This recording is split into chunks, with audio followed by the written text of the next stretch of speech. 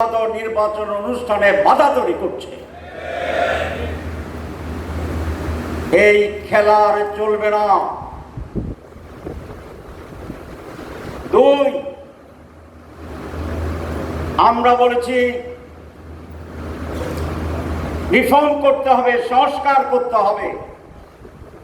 মাননীয় প্রধান উপদেষ্টা বলছিলেন সংস্কার, দৃশ্যমান বিচার, তারপরে নির্বাচন। আমরা তো আপনার কথাই আছি। সংস্কারের জন্য আমি কমিশন করেছেন, আমরা বসেছি বারবার, আমরা ঐক্যমত্যে পৌঁছেছি।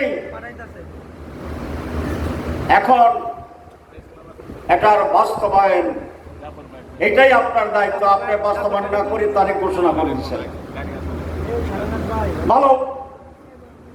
তারিখের ব্যাপারে তো আমরা দ্বিমত পোষণ করছি না। আমি অনুরোধ করছি তারিখ আগাইয়া এটা 13 ডিসেম্বর করেন। জামাত ইসলামী চায় আগামী 13 ডিসেম্বর 2025 নির্বাচন হোক। অসুবিধা আছে? আমাদের কোনো অসুবিধা নাই। ডিসেম্বরেও নাই, জানুয়ারিতে নাই, ফেব্রুয়ারিতে নাই, এপ্রিলে দিলেও কোনো অসুবিধা ছিল না। আমরা সবসময় নির্বাচনের জন্য প্রস্তুত। আপনি বলেছেন সংস্কারের পর নির্বাচন, তাহলে এখন সংস্কার নিয়ে টাল বাহানা কেন? আমরা কি 30 দিন চড়ুইবাতি খেলতে গেছিলাম? এটা কি হাডুডু খেলা ছিল? খেলা ছিল? আমরা তো সিরিয়াসলি নিয়েছি। আপনি যদি খেলা মনে করে আমাদেরকে এঙ্গেজ করেন, তাহলে আপনি ঠিক করেন নাই। আমারও ভালো শব্দ বলতে পারতাম, কিন্তু সোজা কইতেছি, মাগরিবের সময় হয়ে গেছে। যে ব্যাপারে ঐক্যমত্য হয়েছে সেটি আপনাকে অবশ্যই বাস্তবায়ন করতে হবে নির্বাচনের পূর্বে। আর যদি যারা না করে, যারা সংস্কারের বিপক্ষে, এরা নির্বাচনের বিপক্ষে। যারা সংস্কারের বিপক্ষে তারা জেনে তন্ন নির্বাচনের পক্ষে। যারা সংস্কারের বিপক্ষে, হাসিনা রাতেই শেষ করেছিল নির্বাচন, কতগুলো এমপি 900 বানিয়েছিল। এরা কিছু এমপি দিবা না, এমপি 900 বানিয়েছিল।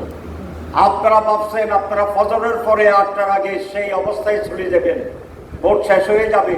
এটা হবে না, এটা হবে না।